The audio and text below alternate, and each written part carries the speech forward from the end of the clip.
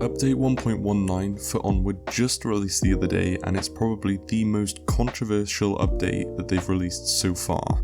Downpour Interactive basically just took a massive shit in their hands and smeared their disease-ridden feces into the faces of every PCVR player that bought the game. But it doesn't just end there, because the Quest 2 players have also been experiencing loads and loads of problems. Judging by the title, I should hope that everyone who clicked on the video knows what Onward is, but just for those who don't know and clicked on it for curiosity, let me explain a bit what it's about. Basically, it was one of the best milsims you could get on virtual reality. Not only that, but it was also a great social app. As far as online multiplayers go, it also had one of the greatest communities. You had some people who just wanted to watch the world burn, and it had others who were just genuinely nice people. Sadly, those good players that I'm talking about have decided to leave the game entirely, and that is all because of the recent updates that they've made. The worst of it happened around last year when they joined the Oculus Studios, or Meta Studios. I don't really know what it's called at the moment. They also gave a rough roadmap on what they would be bringing to the game over the coming years or months. Most of it consisting of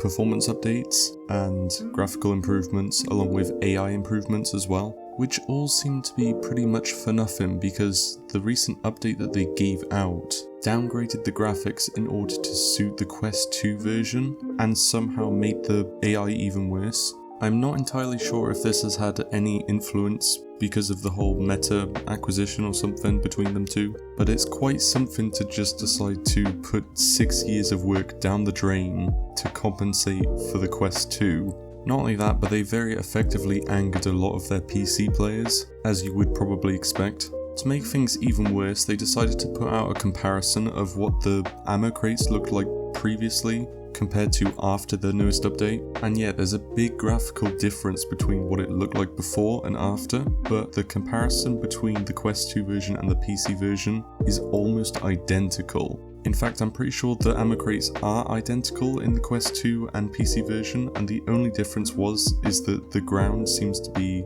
slightly different. I think that was most likely due to the fact that the pictures were taken at different angles. Anyways, that is problem number one though. The next major problem in this wonderful storm is the reporting feature they added.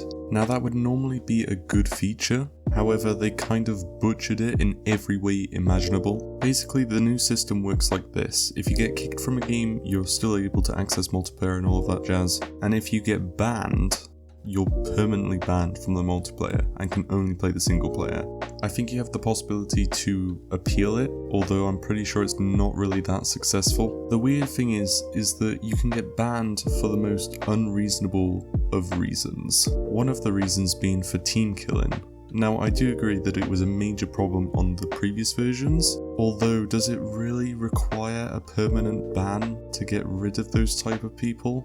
I don't really think so, because it was fairly simple enough. You used to just vote kick them out and that was it, then you can continue having a good time. It doesn't mean you need to permanently get rid of them. The other options seem pretty sensible though. Unfortunately, the reports aren't manually assessed. They basically require a bunch of people having to report someone on a given subject for them to be liable to a permaban, and this is where the problem comes in. The 9-year-olds of the game are well known to be extremely toxic when they want to be, and so all that's happening is people are going into lobbies filled with 9-year-olds that are purposely banning people for no reason at all. And again, because the system is assessed automatically, it can't distinguish proof of someone doing something wrong, and so then they just get a permaban.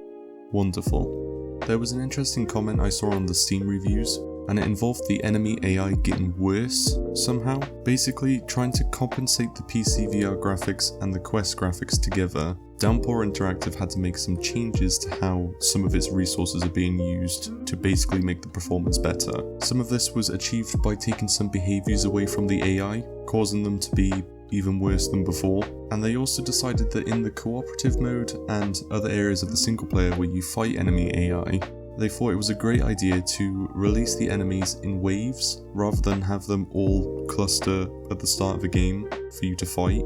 And so now, if you're playing an objective-based mode on single player against enemy AI, after you defeat a single wave of them, you'll have a bunch of them appear behind you, theoretically destroying your arse faster than you can react. It doesn't really seem as if much of this is going to be changed in any way, shape or form, or even reverted, mainly because the devs have tried their absolute hardest to cut all contact with the community so that they don't need to deal with all this bullshit that, let me remind you, they started. Both the PCVR version and the Quest 2 version are also experiencing major crashes and lags and all of that. There's also been a huge problem with people trying to connect with the servers, for instance, and sometimes for certain people the multiplayer just won't work at all. It's crazy to think that only one update could bring the entire game to a very unstable territory.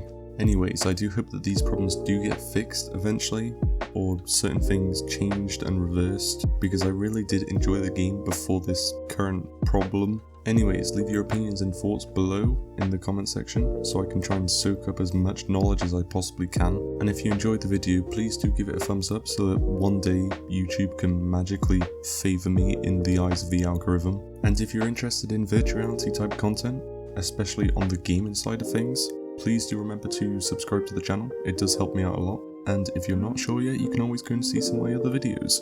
Anyways, that's all I've got for now. Thank you so much for watching, and I will see you next time. Goodbye.